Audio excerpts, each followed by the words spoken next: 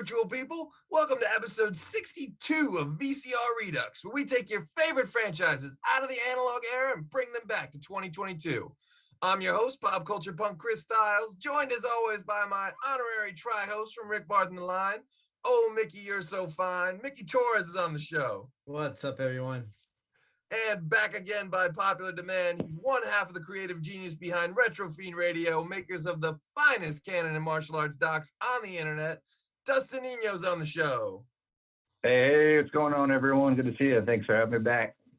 And finally back on the show, screenwriting sensation and Miami's finest. You all know him as Gold's Code. Shaun Gold is on the show. Oh, it's such an honor to be here. I just want to say that if you tune in every week, if you like, if you share, and if you subscribe, then you too can be on this show if someone cancels if someone cancels at the last minute. So it's okay. It's okay. It's totally fine. Cheers This is all lies. He's been booked for over a week.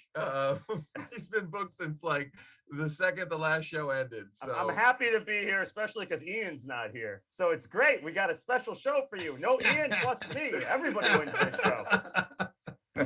Dustin, to be fair though, we should give credit where credit is due. Dustin did jump on at the last minute because Professor Klink told me only about an hour ago he has never seen Airborne. It's making me rethink my entire friendship with him and his knowledge of film, because obviously, like fine wine, Airborne is something to be appreciated more and more as you age.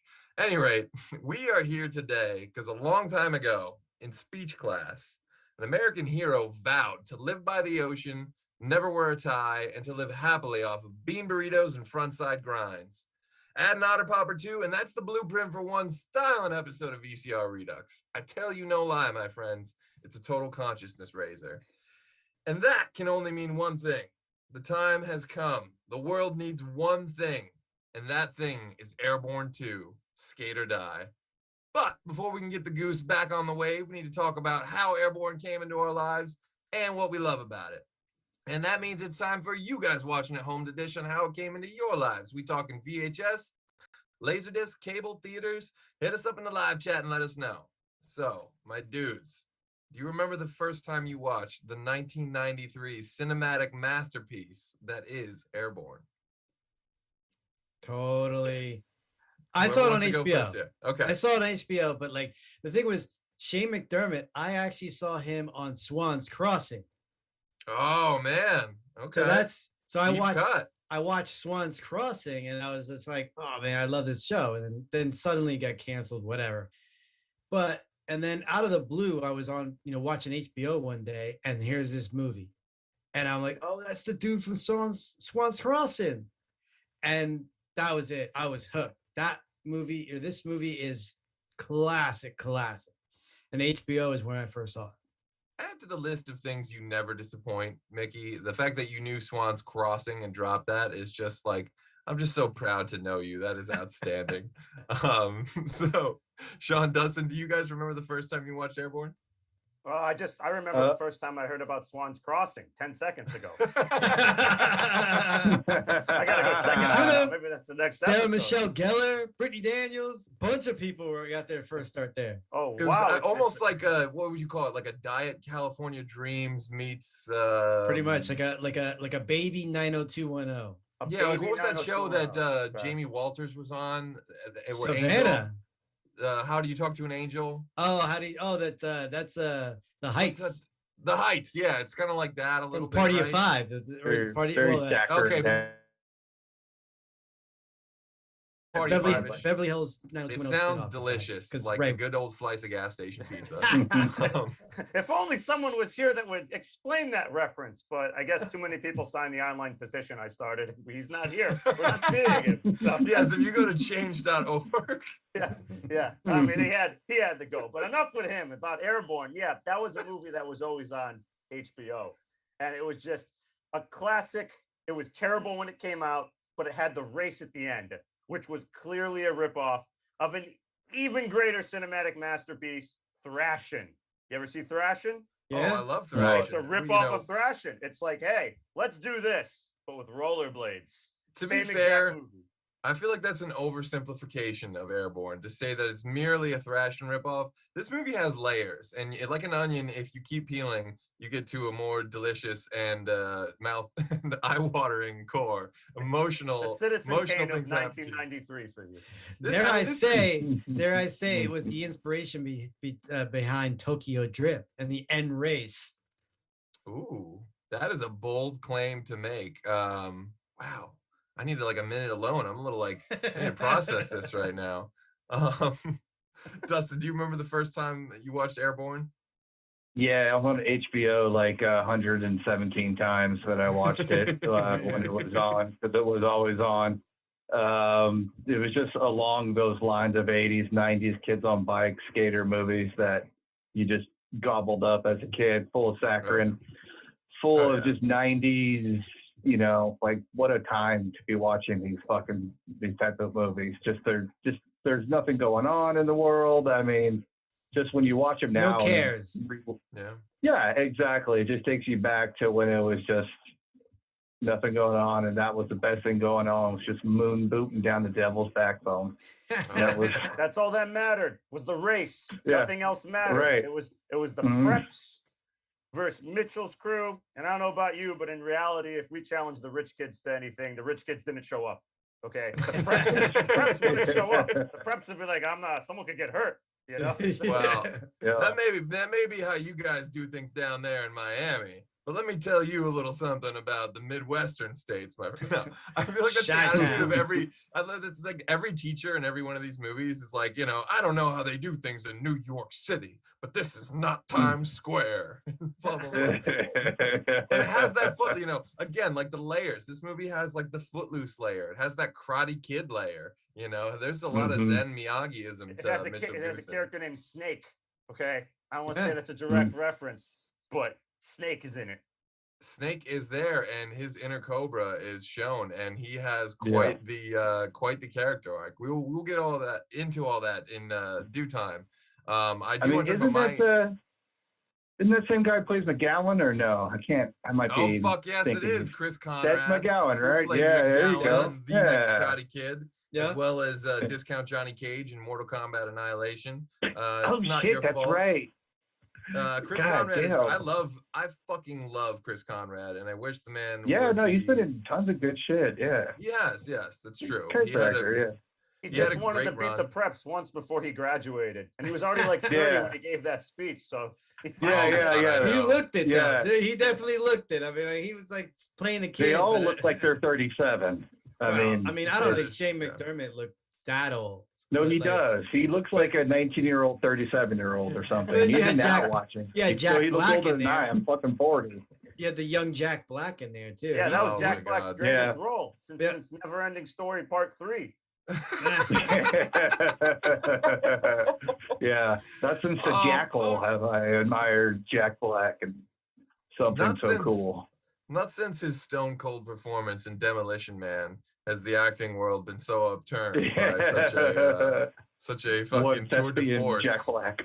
No, I mean, really, he was honestly one of the characters that like you loved the first time. You know, I was a little kid.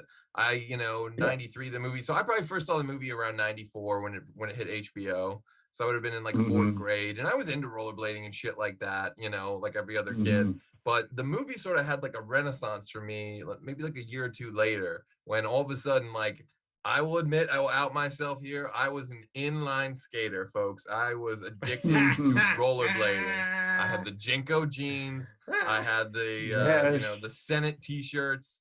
I was trying to unity grind all day, and I was not the greatest skater in the bunch, but god damn it, I loved it, and I still love it, and I have such nostalgia for it. So when that happened, I was like, wait a minute, there was that movie, that rollerblade movie. I think it was called Airborne, and I'm going to start renting it every fucking weekend. And that's when the appreciation for it went off the, kind of off the charts, if you will. And I'm like, oh, Chris Edwards from Team Rollerblade's a part of this. Like, this is so cool. Like, I was obsessed with the X Games, like all that stuff. And like, so the movie sort of came back around like a boomerang for me at just the right time.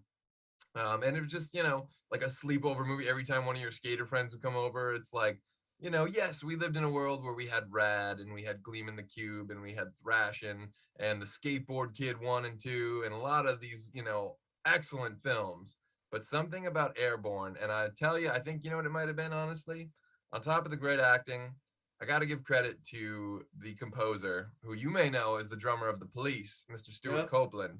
But he composed some film scores in the 90s, and some of my favorite. He did Taking Care of Business with Jim Belushi. He did HBO's Tyson from 1995 with Paul Winfield and Michael Jai White. Amazing, amazing movie and score. And he did, of course, 1993's Airborne. I mean, who's got a better run than that? I don't know. You got to talk to John Williams or something like that. But he's a national treasure. He is. And the music, I will say, when Mitchell hits the fucking half pipe, that is some of the most rockin' jams I've ever heard in my life. And I'm still looking for it on disc. If you know where I can find this, please hit me up in the live chat. Stuart Copeland, if you're watching, DM me. I'm on Instagram as Pop Culture Punk and Facebook as well. Please, I need these tracks. These are like the great, maybe I could skate like Mitchell Goosen if that was my backing music. I don't know. But, I just love the fact that like that whole scene, he was basically like the Pied Piper. Like he was like bringing along kids, like they were BMXing, they were rollerblading, they were skateboarding. Everybody's like all going down. Where were all these kids when he was getting kitty litter in his fucking locker and shit, like glued to, you know? The kid that came from California that just recently moved to Cincinnati, somehow finds his way to a half pipe park and everything else like that. He never knew this existed until he got those magical rollerblades from his parents and decided to go out in the streets and go find that park. The power of inline skating compels you, and it compelled all of us back in the 90s. It was just a bunch of kids living in the moment, not a cell phone in sight. Yep. Better days, friend. Much better days. Marketing the ocean to the rest of the continent that was landlocked. You know, like if you don't have the ocean, well, the concrete is your waves. And these moon boots will let you ride them, like, you know. And what's great is like skateboarding is like near impossible to most people. But like with the right, you know, like rollerblading is pretty, like most people can get on rollerblades and at least go, you know. So it's like, it was a lot more accessible. And I also think it's fascinating that there was a period of time in the 90s where rollerblading sales were like skyrocketing. It just seemed like there was no limit. And skateboarding sales were like dropping off a fucking cliff. And that's when the whole culture became, they're fruit booters. We have to make fun of them. It's stupid. You know? Well, that's what like essentially like rollerblading came out of like roller skating. And then you had the roller skating rinks and everything like that. And then suddenly, like, you know, like out of the blue, like I remember being at a roller skating rink and I saw somebody get on the rink with rollerblades. I'm like, what the fuck is that? And I was just like, this is crazy. I remember the first time I seen them too. Yeah, they're like all with the white trucks. They might have been. I just remember just saying like, what the fuck is that? And then like suddenly out of the blue, like seeing TV commercials with people rollerblading and then all this sort of stuff. I'm like, well, and then like all of a sudden skate rinks were no longer roller skating rinks. They were rollerblading rinks, kind of like they, you know, kids would be on there with rollerblades. A little bit, You're such a national living treasure. I am. What was it like when you discovered pizza with cheese baked into the crusts? Was it a cultural phenomenon? The Pizza Hut, when Pizza Hut came out with that deep dish or the cheese in the crust, oh man, that was fucking classic. If I know Mickey, then my buddy Mac Daddy Mickey Torres had some serious dates to like Bigfoot pizzas back in the 90s. Little Caesar, like whatever, like, you know, Mickey scored with like Crystal Pepsi and shit like this whole, you know, all the things I was embarrassed to be entrenched in the 90s. Mickey was successfully winning at life through. But I do want to get to the live chat a little bit. Apparently I missed more than I thought in the live chat already. Jeremy Ledford is in there already digging on my shirt. Thanks for tuning in. Alex Bonafonte is there. Oh no, not Gold's Code. From Kyle says, I thought Airborne helped you fight off colds. There's nothing. We got, let's see who else is in here. That's really wild. Okay, Angie Saunders. I never went out till my 20s. Then I went crazy. But I saw Airborne at the old Miracle Theater on Miracle Mile. So wow, see, this is one of those movies I would kill to see on the big screen with like a packed house of people that love the movie, because I feel like We got to petition like the Monaghan Theater, the Mahoning Theater to put this. We gotta on. first things first. We gotta petition the Warner Archive Collection to give us a Blu-ray release of this hell yeah. this movie. I know Rob Bowman shot the hell out of this thing. It's gonna be looking beautiful. Give it a 4K scan. Just take my money now, please. I'll throw my wallet at the screen. So an active live chat today. A little bit all over the place, so I can't read everyone's stuff. But there's some talk of Jack Black needs to get back in Airborne shape. Actually, he doesn't. He's rich as fuck. So that's an interesting thought. Me personally, when it gets to pitching time, I of course am gonna be pitching the return of Augie because I can't imagine he's gotta be in it. I want every one of these characters to come back, and fuck you if you say I'm doing the fan service thing. There's just so much lore here. There's just it just needs to happen. We need all the fans. Anyways, all 7 of them to watch this. It's not like an Airborne 2 isn't going to attract new viewers. It's essentially just classic people just going like, oh, Airborne 2, and some kid going like, what the fuck is that? We all felt the wave back in the day, and we all still feel the aftershock of it. We know the magic of the goose and the wave and the blades, and god damn it, it's just perfect. I think you get Seth Green to come back, we're a little bit ahead of ourselves. But I do want to shout out some more of the cast. You have Gloria. Gloria is sneakily one of those like 90s treasures. She was in the Brady Bunch movie. She was in I think was she in Clueless? I feel like she was in Clueless, but at any rate, Alana Ubach, she was in a lot of stuff. Nikki, who is I think Brittany Powell, I believe. Yep. Was in California Dreams as well. So there's like a sneaky deep cast going on here. Of course, the great Edie McClurg as the aunt, as Wiley's mom. And Mr. Dewey. Mr. Dewey. Mr. Dewey. Yeah. Saved by the Bell. How did this movie not win any awards? I don't know what the fuck the Academy was obviously on crack or something back then. I don't know what they were doing. Did this like while you're watching this movie, or basically even the first time or another time, he's got to listen to the ball game on the radio. They don't have a TV, so he's literally the dad like comes in. He's like, oh, the game is on, and he like literally goes and turns on the radio, like old school, listening to the game on the radio kind of deal. So it was a bit anachronistic. It was trying to be a timeless classic, which clearly is lost. It's lost and stuck in the 90s. It just painted like for me, like not having known anything about Cincinnati, I thought like, what's it in Cincinnati? Is like, is it old over there? I'm like it's like they have like no TVs, no nothing, what's going on in Cincinnati? Well, I'm sorry to jump in here, but I see in the chat something that was going on in Cincinnati. A new name, David B says, I was an extra in the crowd at the finish line of the final race. There's a scene where Seth Green falls, and in one take he fell the wrong way and grabbed my pants pocket going down and ripped it. That is outstanding, because I feel like that was such a thing that happened when you had skater jeans. Like when your pants are that big, they snagged on your jeans would get ripped to shreds in no time. Or you grabbed the chain that was hanging out of the chain wallet. There's the chain wallet. There's the fray at the bottom. Like the bottom 6 inches of your jeans were always wet, even on the driest days of the year, just from like walking over. I don't know what that was about, but maybe it was a Midwestern thing in the winter. But shit, God, I'm just having so many horrifyingly embarrassing memories of me and the Jinkos. We all were there. Come on, they were cool. We all were, weren't we? Cool. Yeah. I never wore Jinkos. I never wore Jinkos. I did. Well, you wore Cavarici. You wore Cavarici pants, though. I bet. I don't think I had. Yeah, I might have had some that early on, but I just you went to a fucking birthday party or something. You went to a communion or something wearing Cavaricis. I know it. I'm sure I did. I can't prove it, but I just know it's true. I never wore the baggy jeans. The baggy jeans was just never my style. Yeah, well.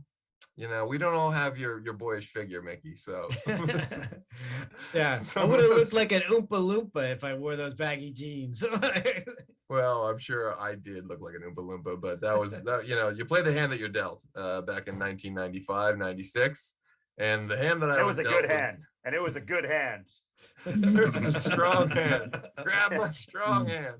No, I was just obsessed with this fucking movie, and it was just like a way of life. And I don't know, there's endless quotes. Do you guys have a favorite quote from the movie? I don't know. I was cracked up with the part where they came over to apologize to him, but and you know, They'll look hard at him first. Yeah. Why are all your friends are here? Why do they mention you all the time? And they all fucking look at him like fucking like talking shit, motherfucker. Like, would you boys like some grape Kool-Aid? Yeah, grape Kool-Aid. Yeah, this fucking dad just shuffles out. Yeah, Father, let's make the caramel corn. Well, yeah, I like when I like when don't burn the oleo or whatever. Don't burn the oleo this time. I like when Mitchell calls him brah. He's like, chill, brah. Oh, yeah. He's like, just did it again. Call me a piece of underwear. Call me a piece of underwear. Yeah, it was very much a salute to Southern California bruh culture. It was pretty funny. Or even like growing up in San Diego. When Mitchell gets like all mad at Jack or whatever like that, he's like, you ain't worth it, bro. I got 3 months, or I got 6 months here, and then I'm gone. I ain't wasting my time on anybody. You ain't worth it, bro. Nobody here is worth it. Nobody. He's like, oh, serious. And Nikki runs off. He's like, Nikki. There's a couple scenes in the movie that just work where I feel like the Pistons are firing on a funnel or whatever. I don't even know. I'm trying to make a mechanic reference, and yeah, that was horrible. Anyway, gonna beat the preps. Gonna beat the preps just once before I graduate. Just once. I just want the respect. So the speech class scene, for me, that whole scene is like perfect. You know, you get so much exposition of the movie out of the way in that really fun scene. You know who Jack is, you know who Augie is, you know who Wiley really is, what you already suspected, but it's definitely confirmation. So he's a hockey man. He's a hockey man. Well, right? he claims to be a hockey man. I don't know. We'll see. But I think I see, I'm getting a text here. Oh, it looks like Mr. Ian Klink is watching the show. So it's a little taste, little appetizer for Airborne. He may not have seen the movie yet, but he will suffer through our ramblings. Much like the rest. Disqualify him from the show. I mean, how could you not see this movie? It's a cinematic masterpiece. It's a classic of the 1990s. It's one of the best movies ever made. All I can think of is that once again, a generation of kids that he teaches are being robbed of their future. Way to go. Yeah, well, he's too busy showing him the English Patient. You know, that's he's like, don't worry about Airborne. The English Patient. Now that's the movie. All right, let's not pile on all the Dokken references while he's not here to defend himself. But if you are there, let us know you're in the live chat, of course, and say hello. Say hello. The people would appreciate it. But, you know, like I think Snake's entire speech, again, is another thing in speech class that's just amazing. Like him being like, 1.1 GPA. You learn so much. I don't have any hobbies. Yeah. Unless you call putting tattoos in the foreheads of the guys I don't like hobbies. And it's the funniest thing that like he goes in at 1.1 GPA. I'm like, motherfucker, you're not graduating. So like you're gonna get another chance to beat the preps next year. So Snake is 25 already, and they don't even try and hide it. First of all, like that's a fact. Snake is that guy. Even when I was 12, I was like, okay, so like that's why he is 25 years old. Like there's no way. Right, and you always have one guy in high school, even middle school sometimes, that just had like look like they're fucking 25. You're like, who is this kid? Is he a narc or? But he also seemed out of place in the group. Like basically he comes out of nowhere and says, "Hey, I'll play." It's like, so good. And it's like he never hung out with these guys before. Like they're a bunch of jocks that play hockey, seemingly for no high school team. This is just like, all like a Pop Warner or whatever you want to call it, like community hockey. They're not playing for the school. Right. Playing for something higher, Mickey. They want to play for real pride. Okay? Yeah, real pride. They don't care about the school. If they cared about the school, Snake wouldn't have a 1.1 GPA because they wouldn't let him on the team. Nothing. No. And Jack's own sister dated the head prep. I'm like, damn. Clearly, if you're Jack's sister, you're into dating people that are gonna piss Jack off. Like that's got. I mean, let's just say that has to be a prerequisite. That's, from everything we know. She maybe she can't stand her brother or whatever, and just wants to date someone who would be the opposite of that. I could see that being a natural inclination. Do you think she takes him to the same like zoological gardens? Oh yeah, Mitchell. Like, is that her MO? She definitely seduced Blaine with Cleopatra's earrings for sure. Which the outside of that whole like flower area, flower whatever you want to call it, is like the ace of spades. The logo is the upside down heart. Upside down heart too, but it looks like the ace of spades. It always reminded me of ace of spades. Oh yeah. That's it's funny. That's her really ocean, guys. So that's her it ocean. Is her ocean. There's a lot of themes in the movie. It's a lot. You know what's funny though? Even as a little kid, I thought this, like, if you're like kind of in this date situation with this girl, and then all of a sudden you just like put on your blades and skate away, she's gonna be like, what a fucking asshole. Like, I'm trying to show the things I'm passionate about, and he's just like skating around, like not hanging with, getting me in trouble make it and about kicked out of him, my favorite dude. place. What's up? Makes it about him, shows him some sweet moves, dude. A little bit. Can I ask you as a bucket of them up? Can I ask you, as a rollerblader, did you rollerblade barefoot?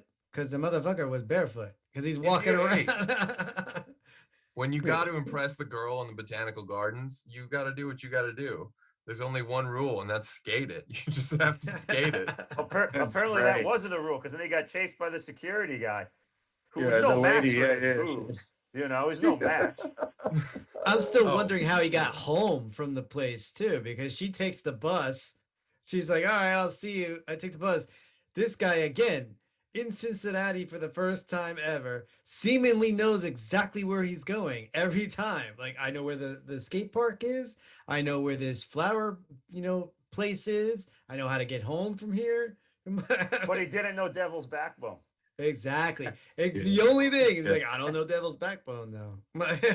To be fair, Devil's Backbone is like a whole series of hills. It's not even just one hill. You don't even know that piece together thing is called Devil's Backbone. You're just there looking for the half pipe and an otter pop or two. But sorry. Well, it's crazy how he still holds the record. Like, nobody's done it since him, which is pretty amazing if you think about it. Nobody's done what? Race the Devil's Backbone since then. Well, as far as we know, I mean, we were robbed. We were robbed of a whole series of Airborne sequels. To be fair, like, I can't stop thinking about what you said, that it inspired Tokyo Drift. Now I want to live in a world where like Airborne was that franchise, where by like the ninth one, they're just like they're running guns and skating submarines and shit. I like Death Race had a movie that was okay, and then it had like a sequel, and then another sequel, and another sequel. It was all the same movie that was just worse and worse. Yeah, but you took those movies, suffered from no Jason Statham. That's the problem. The first one had Jason Statham. But we all can't have Mitchell as the lead actor. Okay, Mickey, your high standards ruin everything. You could have Wiley. Seth Green could have been the Paul Walker of the franchise. He could have to Shane McDermott's Vin Diesel. Yeah. Okay. All right. Who's the Rock that comes in? Who's the other like rogue skater? Who are the other guys that come into that franchise? Oh man, that's a tough one. There has to be someone on the prep side. Josh Brolin? Yeah, from Thrasher. Oh yeah. Start getting the other skate dudes and make it Expendables of skating with like Bill Allen, Slater, Tony Hawk, Christian Slater. You gotta get Tony Hawk. Make it like a who's who. Yeah, Tony Hawk. Yeah. That could have been a franchise. This could have been a franchise. Peter Billingsley in there. Like, I think it was Thrashin that paved the way for, no, it was Gleaming the Cube, excuse me, for international espionage and skateboarding to intersect. I mean, once you've broken down that barrier. The most complicated subplot out of any 80s skater movie is that fucking Gleaming the Cube. I mean, Jesus Christ. Definitely. Like, it's part Rocky IV Revenge. It's part, like, I don't even know, spy story. Yes. Yeah. I mean, some sort of like fucking the spy came in from the cold type shit, like fucking 40 spy novel. It's like, what the fuck is this? Such a fucking better time for the world. Goddamn. Don't be sad. It'll come back. Don't worry. Everything comes back around. There'll be an Airborne, reboot, and it'll be just as horrible as it sounds, but at least the effort will be there. Disney could definitely do it. Disney could Yeah. definitely do it. Was this a Touchstone movie? Is that what? It- No, it's it a was- Warner it Brothers was a- movie. Disney can't do shit It's a with Warner this. Brothers, but like Disney can buy that shit. No, Warner Brothers would sell this in a heartbeat. They would sell this for like a pack of smokes and like a stale beer. They don't even know what they have. Sadly, which is a Fucking- sad fact because they don't know what they have. They didn't know how to promote it back in the day. This movie should have dominated. This could have been, and to me, is the Karate Kid of the '90s and the Footloose of the '90s. You know, You could have made a new Airborne with Zac Efron. oh god, I just vomited a little bit. John, just Scale it down a bit. Come on. I'm talking like, we need some. We have a shoestring budget. What's Michael Dudikoff doing? Get him in here to be a. There you go. Now we're talking. Well, if you Now want to we're bring it, put ninjas in it. Yeah, make it That's what I'm Airborne saying. too. That's where things could be by now, and that's the fucking timeline Right. I want to live in. I'm stuck living in this dumpy timeline, and it's horrible. Like Mhm. I'm running out of Hawaiian shirts here, people. Like I need Well, help. Mitchell's parents could have been like FBI agents, undercover agents, or whatever like that, or like Delicious. Continue. CSI. Oh, that's right, because like- traveling and stuff around the world. Yeah, they Oh, could. yeah, they dude, could they're have been not- secret agents. Yeah, they're not really fucking a pair of encyclopedias. They just have like a photographic memory, so they're perfect rogue agents. Do you for- think oh, it's like yeah. True Lies? It's like a True Lies thing with his Totally. parents? It could be. Absolutely, yeah. I mean, Look you at could them. have it where they go to a country where they get killed, and Yeah. the dictator of the country doesn't like cars, so you can only get around by skateboarding and rollerblades. And, Oh, and man, only I've Mitchell's got the it. man to come in there. And then they cross paths with a rogue deep cover agent for the CIA named Michael Corbin. That's right, folks. Richard Grieco becomes the rogue skater that comes in. He's the Statham of the world, whatever. Wiley gets kidnapped. Yeah, Seth yeah. Green's character gets kidnapped. Oh, this is just delicious. All right, we're in pitch mode, guys. So in case you haven't, everyone in the chat. All right, there's a bro pitch here. So great. Alex Bonafonte has a bro pitch. Airborne 2, the streets of San Francisco, plot an underground ring of counterfeit Jinko jean smugglers. He also celebrates ninjas on rollerblades as he should. Because Alex Bonafonte is awesome. He should be on the show. Mickey, you had a good run. Maybe we Everyone's should take a awesome in break. this chat. I mean, we got Van Dam NYC. I don't know who that is, but that's an awesome handle. Angie Saunders and Okay, Mike Saunders, Angie the Match of Saunders, come on Geniuses. down. Yeah. Come on, bring her on. I'm Bring telling her you. on. Get it. Let's- We have the coolest chat online. But so pitch wise, I will say before I get into what I think we should do, I think talk a little bit about what we've missed out on, right? Like we should be at Airborne 29, Tokyo Drift by now. But again, there was a fucking rift in the space-time continuum and shit got way fucked up, and we are where we are. So we have to do what we can to fix things. But I do think right out of the gate, like you could have in 1994 had Airborne 2 and it's Mitchell taking Wiley to California and showing. Would it be Yeah, exactly. exactly. Or a Roman I mean, numeral that's- 2? Like a Bro, giant I would two? be Aye. Aye. Yeah, 3 and Airborne- aye. Yeah, Airborne aye. Airborne Part 2, or no, I don't Right. know. Either way. Well, they Could could be do Airborne- Airborne, could but be with Airborne 2 I. TOO. Airborne or 2. Airborne 2, or Airborne I, but with 2 I's. Airborne. Yeah, not it. Yeah. Oh, yeah. There could be. Can yeah. they oh, say oh, the I see name what you did there. of the title of the movie in the movie? Like Wiley, you're about to go Airborne 2, and then it just shows the Roman numeral. Even though it's Yeah, exactly. Oh my And it's God, a it would've surfing been movie fucking now. great. Wiley has to surf, and all It those could be a guys that come surfing out there, the movie. hockey guys. Yeah. Yeah, But you Jack, could also. Jack everything. comes out. Surfing, Jack comes skating. out. Nikki comes out. Augie comes out. Does They all Snake make come a out? trip. I think Snake could come Snake, out, fucking Snake's gonna be knifing people out there. but he has to Or come it could late. be. He has to It come could late be. because they would say like he has to save him, and they say, "Snake, what took you so long? Didn't you fly?" And he can be like, "No, you need a photo ID for that." He can just roll- Yeah. Or he could say like, pick I a was Greyhound. waiting for summer vacation. I'm still in school. You guys graduate. or he was in prison. I took he commutes. my He God. took his son to school. They're in the same grade. I so- would honestly watch. Just a class. There's just so much lore here. I would watch a spin-off of just Snake. I would watch a spin-off of just Augie. Augie. I would watch a spin-off of just Jack. Like these You'd watch the characters. spinoff I really, of the aunt and uncle.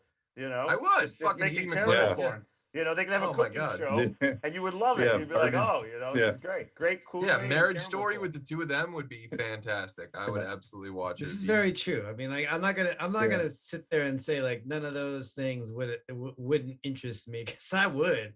I'm like, I mean, Bergenolio. What is the beat grind like for a Zamboni driver? What does that do to you? What kind of stress do you take home with that? You know, you can't even get the game on the radio because you got to make the caramel corn. I mean, that man's about ready to snap, crackle, pop.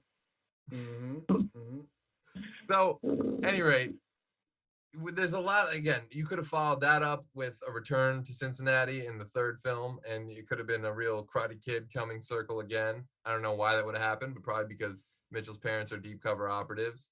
Terry and again, Silver I would be in it just because. Terry Silver would be in it. Any man that could kick like that, he can kick on some skates. I'm sure the preps would probably hire. He'd be good. Like if the preps say we want to get revenge, and they hire a rich guy who has nothing better to do than to help high school kids. And he would come, he would show that. Terry Silver is Blaine's father. I mean, there's just no disputing that.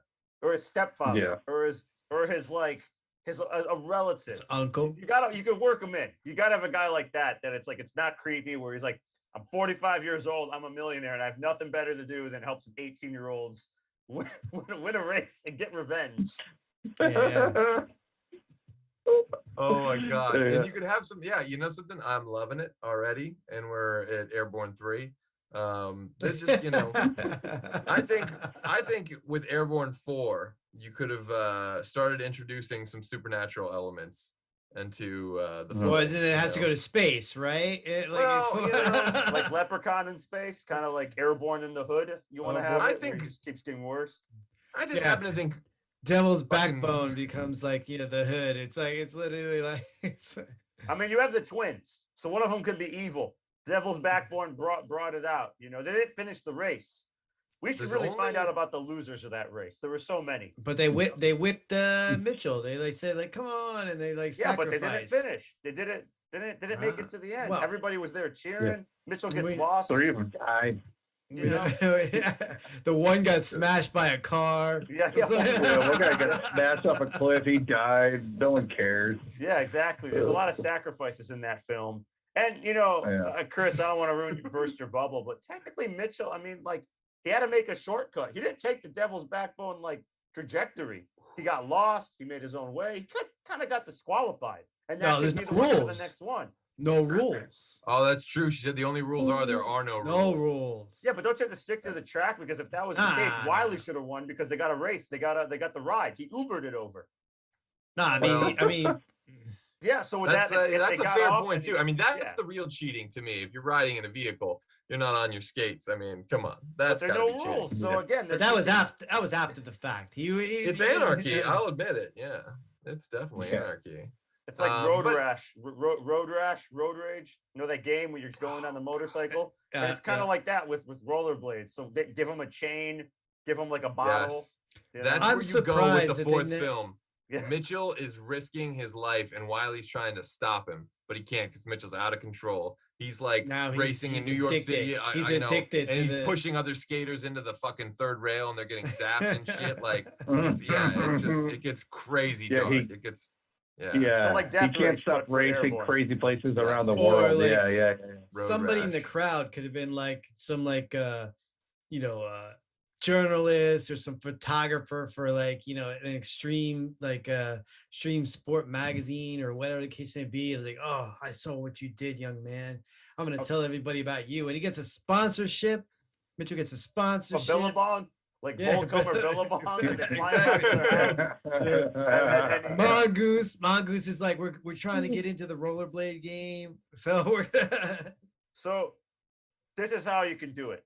Okay, Shane McDermott, he's a realtor right now, so he hasn't like acted since. For real, he's a realtor. He's 46. He's 46. So he could be showing a two-bedroom, two-bed duplex, and someone could recognize him and be like, "You're Mitchell." And he'd be like, I was Mitchell a long time ago. And he's like, no, you got to come back. So then he has to leave his nice realtor job behind with his family. And he's scared to skate because he had like a knee injury or something. And he has to go back to Cincinnati.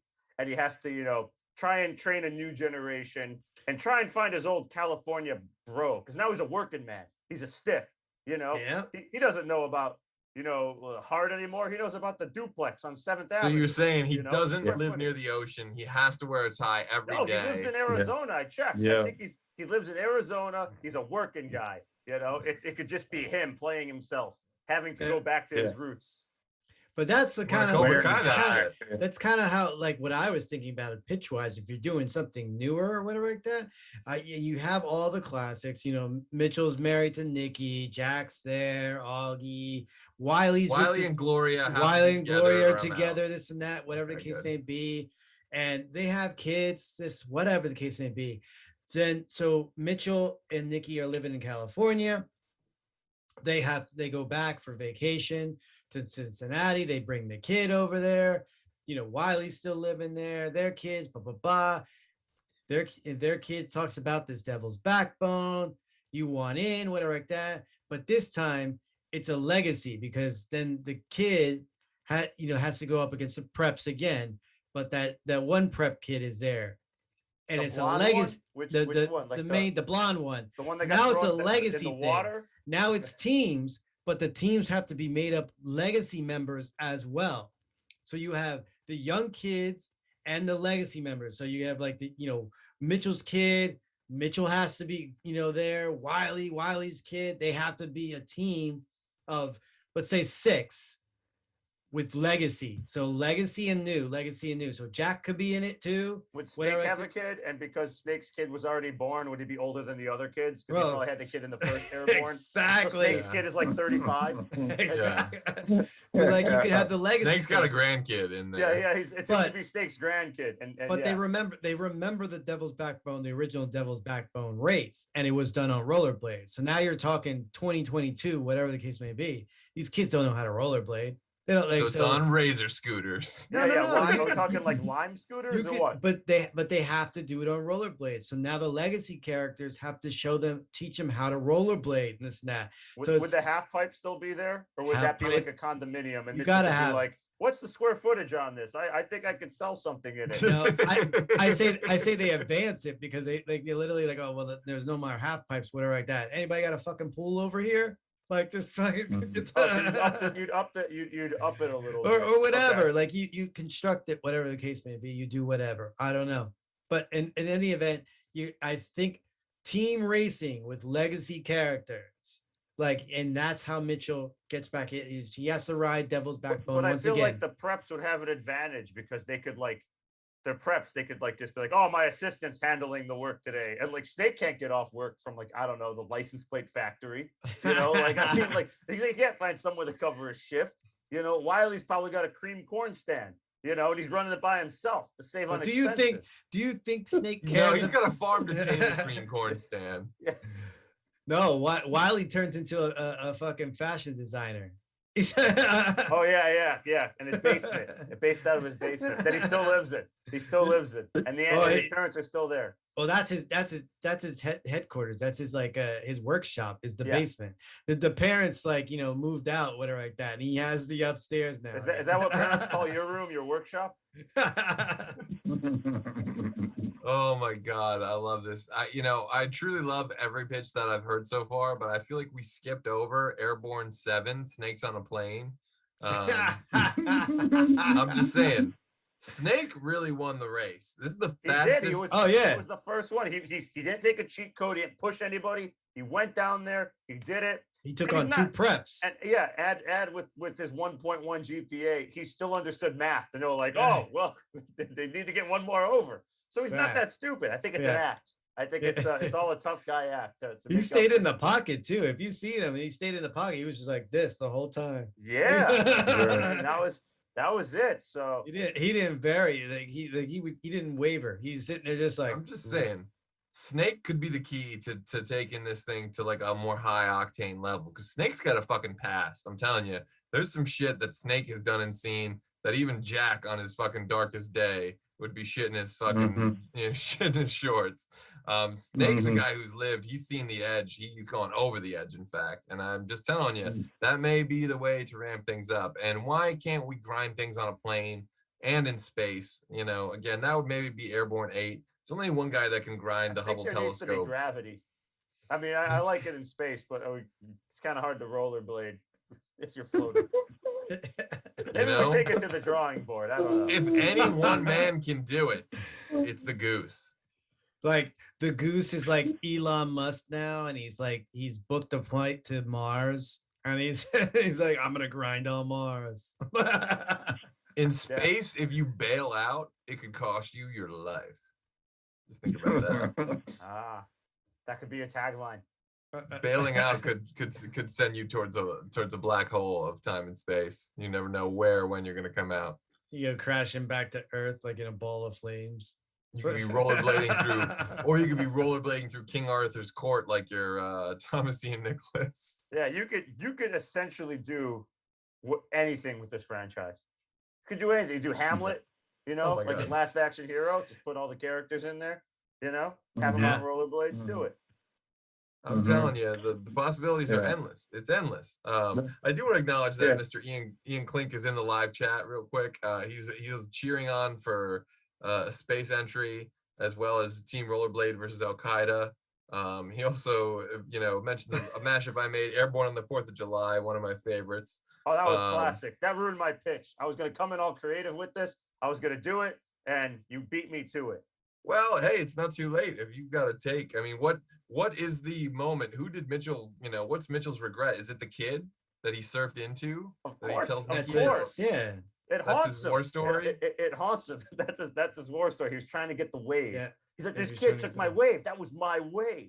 4th of July. It was a holiday wave. Wouldn't it have been better if he said the kid died? He just said the kid is no, because then we'd be like, oh, this guy's a dick.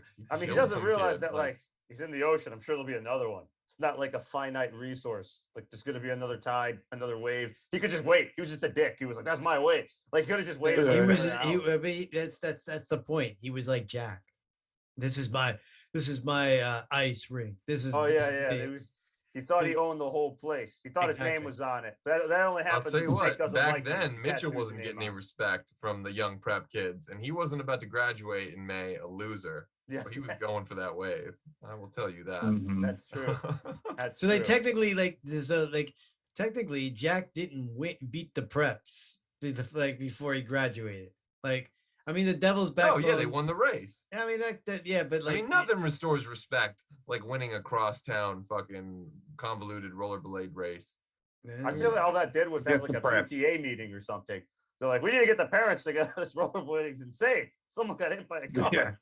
Yeah. There's a bunch of kids all hanging out down at the end of the pier or whatever like that. What's going on over there? I will say though, it's a great movie magic thing because it all sounds silly and it shouldn't work, but then we all love that scene. We all used to watch that. That was the best scene, It all builds to that, and watching everybody bail out and the kid go through trees, all that stuff is great, Yeah, little that shots is insane. I always remember the little shots of hitting the brake on the back of the rollerblade and seeing rubber flying at the lens and shit, just being like, oh man, that's so skating is so extreme. Oh god. Did you take note that none of them were wearing Jenko jeans? That was a sponsorship. That was a sponsorship deal, probably. I'm sure if Jenko sponsored it, they would have all been wearing it. They had a Guess Jeans deal sponsorship because the girl references it why am I gonna starve myself to some brain dead lowlife thinks my tush looks cute in a tight pair of Guess Jeans? There you go. See? So I think it may have I like how you did that quote too. That was a good line. Well, I'm just saying it wasn't my best reading, but they were all sweatpants and they were on a budget, Mickey. Okay, we're all not all on your studio with the giant microphone and the cardboard cutout. They were on a budget. Okay, there was probably here, we're gonna film it in one take. We don't have a license and pizza for everybody. Now go skate. Except it was like Blaine's underwear drawer. It was on a budget. The prep guy had the windbreaker jacket. He was so cool. Yeah. He also may be the first dick flip haircut on film. The prep henchman, the guy who's like, I don't want to leave, Blaine. We just got here. I whatever. That guy who rides the truck with Wiley at the end. Yeah. He's With got the that little like goggles. kind of. He put Yeah, the goggles guy, on. yeah. I don't know why. Like everyone had like nice goggles, and he's like, I got these pool goggles. I'm gonna put them on. Yeah. Yeah, which did make sense because really he's a prep. Like they would all have the nicest gear ever. You know, they could have taken a little page from Brink, although I know Brink came a few years later. But you know, you could say that the golden age for rollerblading on film begins with Airborne and ends with Brink. But I that thought may it begins be with Airborne and ends with Airborne. Yeah, Okay. I thought so too because I don't. Okay, well, let me just tell you folks, there's a film out there, goes by the name of Brink, and it is another beyond worthy. It is an excellent rollerblade film. Taps into some of the Zen art of rollerblading. Yeah, it's no Airborne. It's a Disney Channel original movie, but you know something? Who was it? Jet Jackson? What No, God damn it. I love was it Lee Thompson Young? I loved him. He was a national treasure. From Johnny Tsunami or who? Don't get me started on Jet Jackson and Johnny Tsunami. And Johnny Tsunami is also very Airborne as well. I just gotta say. It's the same movie. They flipped the sports. Basically. Yeah, that was it. Same thing. Yeah. It's not hard, you know, it's not easy growing up anywhere. You go one sport and you go across the country and everyone ridicules you. You got to adapt to another sport. Or you got to show them how to fly Mighty Duck style. And, yeah, you know, you do. You rollerblade so fucking hard that like all the BMX kids and skateboard kids just come out of their houses and start following you and tell you, hey, it's a half pipe down here and Stuart Copeland's playing some sweet tunes. That is a sweet tune. Oh my God, doesn't get any better. If you have a theme song, this should be the show theme song, which should be that song. Oh, I wish. Licensing might be tough, but please, Stuart Copeland. Please, Stuart Copeland, get at me and let me know what I can do to get this music in the VCR Redux intro. So you know, again, if there's any pitches, I feel bad. I may have missed some pitches in the chat here because the chat was very active today. Yeah, because it's the greatest movie of the '90s, man. You know, I was afraid. It was true. That's very true. Well, most I was people afraid think Titanic is, but Airborne is far superior. It's shorter. It's straight to the point. It's got memorable characters. I don't remember anything about Titanic except it sunk. Like I know Billy Zane was in it. That was about it. And you knew that before going into the movie. Yeah, exactly. it was a spoiler. It was a spoiler. It was a spoiler. You know, with this movie, I didn't know. I was on the edge of my seat. Because I wanted to go back and protest to my teachers and be like, "Why'd you spoil Titanic for me?" Yeah, exactly. At least Titanic would have been a lot better if it had a rollerblade scene. I'm just saying. Especially when it goes up in the air and they could skate down. Like some dude fucking grinds all the way down like the bow or the stern or whatever of the ship. And fucking saves the fucking girl. Oh man, come on, take my money, bro. Like I don't care how historically inaccurate it is. That's way more fun. Way more fun. And he does it in Jenko jeans. Yeah. They're to keep back. It period correct. They're coming back. You wait and see. I'm gonna be rocking some Jordache and some Jenko and all the good J brands. Are you kidding me, man? I see a lot of kids right nowadays like are rocking like those baggy jeans that are very similar to the Jenko jean. 90s fashion is back.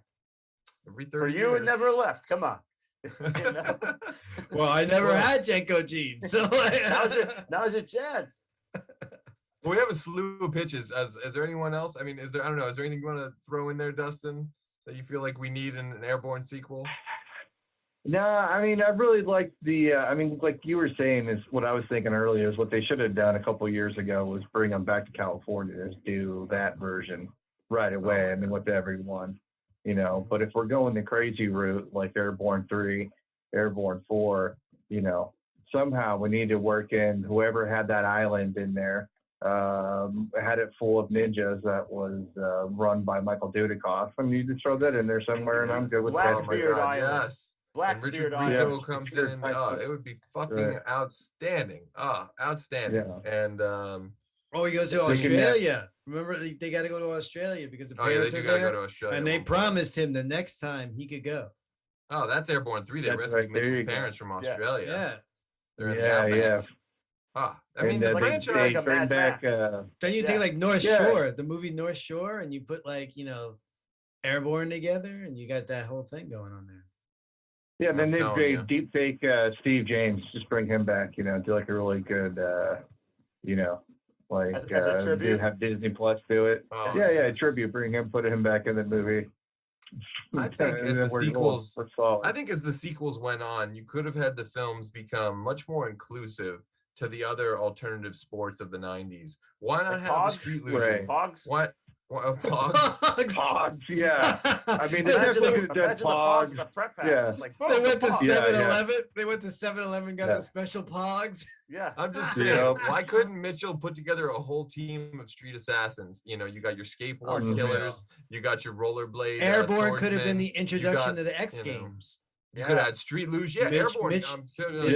Mitchell could have joined X Games. I'm telling you, third somebody could have act. seen him at that race, and all the kids. They could have been like, we're taking you all on. The third act, it's a street luge shootout. Eventually he's shooting Uzis, dual Uzi shooting on a water ski, while hitting the big wave and misty flipping. Oh, I mean, it fucking writes itself, and it's so much more fun than Fast and the Furious. This is the world we should be living in, folks. And I don't know, if you all figure out a way for me to get there, please draw me a map, because that's where I want to be. When I make it big, I'm gonna pitch for an Airborne sequel, just for you, Chris, just so you can have it. There you go. Just so you can get in there and do creative control, and I guarantee you, everyone in that movie will be happy to come back just for you. That and a bean burrito, and I'm a happy camper. But I think we've put enough on the table to prove that this is clearly the most underutilized franchise in Hollywood history. I mean, there's nothing that you could just get 55 films out of like Airborne. I just don't think. I mean, you can't tell me you could do that with anything else. It's just the possibilities are endless. And Airborne cinematic universe. He goes to the multiverse and has that lunch with Gandhi. Dude, and we get to meet fucking Evil Goosen. Holy shit. Oh, man. Where the preps, like reality, are the ones that are picked on by the tough kids. So Bizarro Blaine, that would be great. Good guy Blaine. They're just trying to get good scores on their SATs to get into a good accredited university with some clout. And these kids, this guy with his 1.1 GPA is trying to ruin it today. Yeah, exactly. Snake scholarship, dude. I would definitely watch a Snake Goes to College movie. It's Goodwill Hunting on rollerblades. Yes, exactly. Oh my god, dude. I want one of these movies on every continent. I want them in space. I want them on other planets. Like, this fucking franchise is so goddamn good, and it's just one of the great crimes of pop culture history that it's been relegated to just one film. Well, no more, because Hollywood, you can hire us all cheap now. You never know how much we're going to cost in the future. But just write a check and we'll make this happen, and you can thank us later, and you can take that to the bank. But before we wrap it up, is there anything you guys got going on that you want to let the people at home know about? Anything Retro Fiend, Rick Barth related? Anything cool happening in Miami? We're just prepping. Go ahead. I was just gonna say that. I mean, the coolest thing happened is that Ian wasn't on tonight's episode. And it's like and it was we great. do love Ian, and we love his mom because she's one of the only people that watch every week. So we miss him, like, renaming everybody, getting everybody's name incorrectly. My God, well, one day he'll come back. And you would have been calling him Shane McDiesel this whole time. It's all in good fun. I love Ian. Come on, Shane Walker. Shane Walker. Anything going on at Retro Fiends? We're just prepping for Dragon Fest next month. We're gonna hopefully get some interviews going with that. So we're just rewatching all movies with Cynthia Rothrock at the moment. Oh yes, that's good. And so we're just doing our due diligence. Just tell her I'm a big China O'Brien fan. China O'Brien 2, classic. You should do that on the show. China O'Brien 3. Rage and Honor 2. Rage and Honor 2. Man, Tiger Claws. Tell me about it. Come on. Yes. Don the Dragon Wilson. Lady so Dragon. We're just doing all our prep work for that. Yeah, we're gonna try to get a little interviews with everyone. Hopefully, see how that goes. And yeah, so we're just doing that, and that'll be fun, and more to come. Hell yeah. Yeah.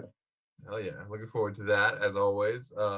Again, for those of you who don't know, you got to check out Retro Fiend Radio. They just have the most amazing canon martial arts docs on the internet. I'm addicted to it. I'm their biggest fanboy. So I'm eternally grateful that you guys come here and grace us with your presence. Mickey, anything going on, Rick Barth on the line? Are you recorded? Are we getting closer to a release date?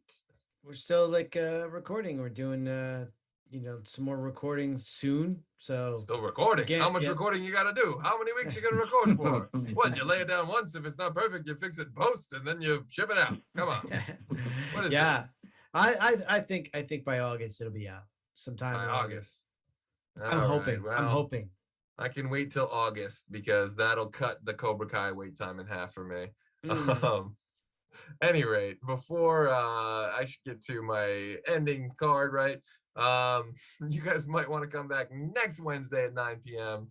when we dish on all the gossip you can handle for our Enemy Mine episode. What? As Whoa, you always, brought me on for this one and not Enemy Mine? Oh, well, if you're an Enemy Mine fan, you might take my place. You can come back. Oh, I'm because there coming will back. be space.